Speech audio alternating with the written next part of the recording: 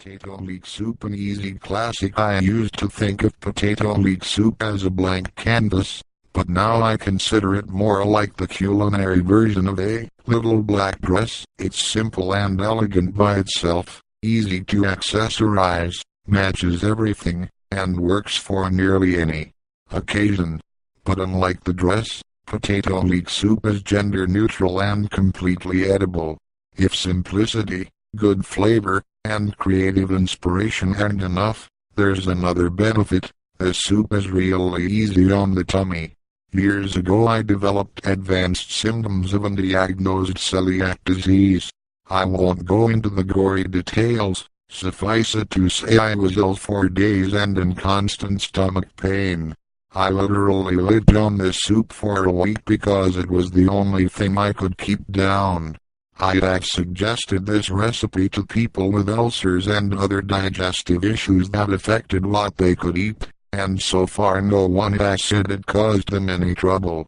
It's not a cure for anything, but comfort food is important when you are suffering. You can use onions in this soup instead of leeks, but leeks have a milder flavor that won't overpower the milder potato. If you decide to use onion, reduce the amount slightly. If you decide to stay with the more classic leeks, then you'll need to clean them out first. Leeks shoot up through the soil as they grow, trapping grit in between their layers.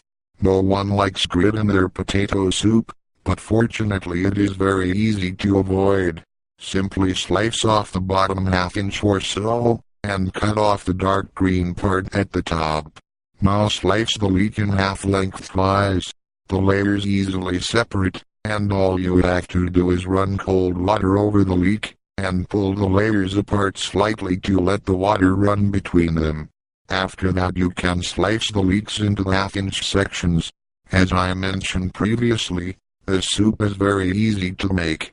All you need to do is remember 4:3-1, 4 cups of chopped potatoes, 3 cups of chopped leeks, 2 quarts of water, and 1 tablespoon of salt. Add the potatoes, leeks and salt to the water.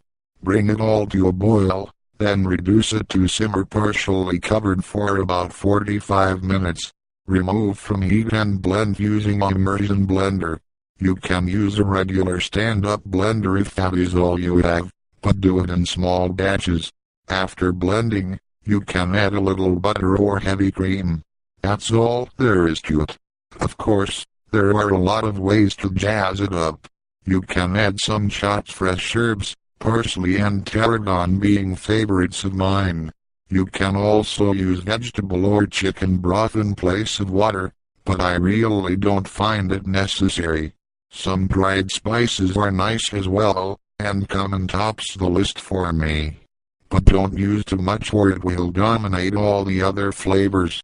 Watercress is a variation that Julia Child mentions in her book. Just chop up a handful and add it 5 minutes before blending. Lastly, you can add about half a cup or so of whipping cream at the end, chill it, and voila, you have just made vichyssoise. Potato leek soup, an easy classic. I used to think of potato leek soup as a blank canvas, but now I consider it more like the culinary version of a little black dress. It's simple and elegant by itself, easy to accessorize, matches everything, and works for nearly any occasion. But unlike the dress, potato leek soup is gender neutral and completely edible.